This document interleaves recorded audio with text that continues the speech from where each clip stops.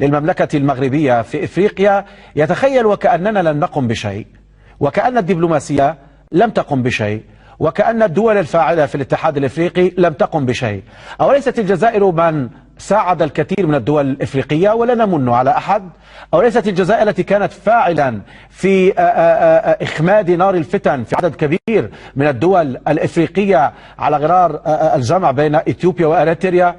أوليست الجزائر أيضا من كانت أرضا لتوافقات حساسة وفي ملفات خطيرة تخص الدول الإفريقية؟ أستاذ زيام، أنت تحدثت عن المتغيرات، قلت اليوم والأمس هو الأمس، التاريخ سوف يذكر إنجازات البعض وخيبات البعض الآخر. هل قصرنا في إفريقيا؟ على مستوى السياسة الخارجية والعلاقات الدولية قصرنا. الدول الفاعلة قصرت.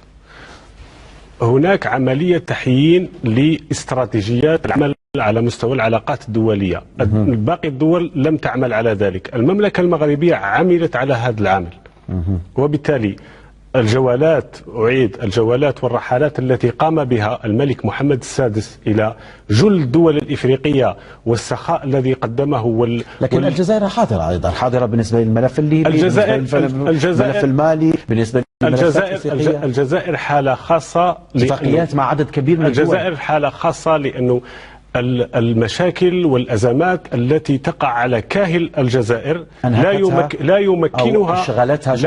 لا يمكنها أن تقوم بنفس الدور. الجزائر، هناك من الدول من يقول المملكة المغربية، هناك محللين مغاربة يقولون نحن بوابة إفريقيا. أنا من هذا المنبر أقول أن الجزائر ليست بوابة إفريقيا فقط، وإنما الجزائر هي إفريقيا. الجزائر تتحمل مسؤولية كبيرة جدا في الحدود الشرقية، في الحدود الجنوبية، في الحدود الغربية، وبالتالي هذا يؤثر على صناعة القرار السياسي الذي له علاقة مباشرة على المستوى الإقليمي أو على المستوى العالمي.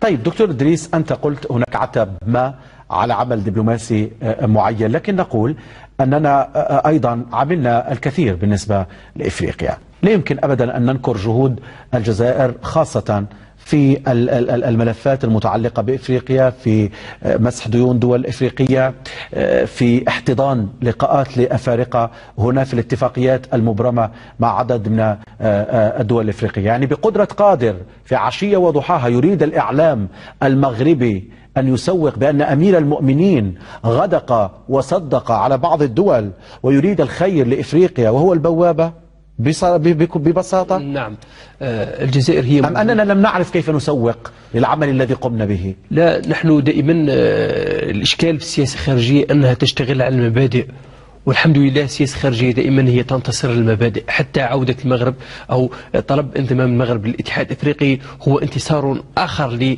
للمبادئ الجزائرية، فالمغرب يجد نفسه يوافق على كامل هذه المبادئ الموجودة في القانون التأسيسي للاتحاد الإفريقي، وبالتالي هذه المبادئ هي التي تشتغل عليها بشكل ديناميكي ودائم ودؤوب السياسة الخارجية الجزائرية. الجزائر هي موجودة منذ 1 نوفمبر 1954 مع إفريقيا من خلال تسويق هذا التصور الثوري للخلاص من الاستعمار، وهذه الزبدة التي وظفت داخليا لكنها للأسف لم تستثمر خارجيا بالشكل البراغماتي والنفعي للجزائر. الجزائر هي موجودة من خلال مرافعتها على مبدأ الحدود الموروثة عن الاستعمار، وهذا المبدأ الذي أطفأ الكثير من كيف سيتعامل المغرب مع هذه النقطة؟ الاتحاد الإفريقي وقبل ذلك منظمة الوحدة الإفريقية، هذه نقطة حساسة لأن هناك حدود في التأسيس الحدود الموروثة عن الاستعمار. نعم، لا رجعة فيها. هنا أقول أن المغرب قد أحرق كل أوراقه قبل دخوله للاتحاد الإفريقي، لأنه يوافق على أشياء غير مقتنع بها، وهو ربما يمشي على أمل المساس بالمادة 32 من ميثاق الاتحاد الإفريقي المتعلقة بالتعديل والمراجعة. هو يطلب بالتعديل قبل أن ينضم أصلا، وهذه كارثة كبيرة بالنسبة لتصورات هذا البلد. كما قلت أنه يسوق تصورات آخرين ليسوا أفارقة، بالتالي ينبغي ينبغي دائما للجزائر أن تتمسك بهذه المبادئ التي كما ذكرت اشتغلت عليها أكثر من 60 سنة ولا تزال تستمر فيها، لكن نحن نحتاج دائما إلى هذا التفعيل الذي أصبح موجود في إفريقيا اليوم. شعار هذه القمة 28 الاتحاد الأفريقي تتعلق بالعامل الديموغرافي والاستثمار في عنصر الشباب. نحن نحتاج أيضا داخل الجزائر الاستثمار في عنصر الشباب، وربما الشد على أيدي الشباب الجزائريين ليكونوا فاعلين في كل المجالات، ليكونوا مستثمرين. تحدث الأستاذ زيام دكتور إدريس نعم. عن دبلوماسية ناعمة. دبلوماسية ناعمة أو دبلوماسية اقتصادية يعني نعم. دبلوماسية ناعمة، أنا المفروض أنني فهمت ما يقصده، أنك تعطي المال أولا، توفد الأئمة، الدبلوماسية الدينية. نعم. هناك أيضا دبلوماسية ثقافية. نحن لطالما قلنا في عدد من الأعداد كثيرة من البرنامج أن الأمن القومي لا تسيره فقط الدبلوماسية المتعلقة بوزارة الخارجية. نعم. أنك أنت كمطرب تغني أو تؤدي حفل في بلد ما، أنت تمثل بلدك وأنت تقيم دبلوماسية ثقافية. إمام أو اتجاه أو مذهب أو رياضة حتى، ولو أنني يعني الرياضة لا نريد أن نعطيها أكثر مما أعطي لحجمها في الفترة الأخيرة. يعني هل لم نقم بهذه الجوانب المتعلقة بالدبلوماسيات الناعمة؟ نعم. وفضلنا فقط كما قال الدكتور العيد الجزائر بيانات ولقاءات وعمل على المستوى السياسي وفقط؟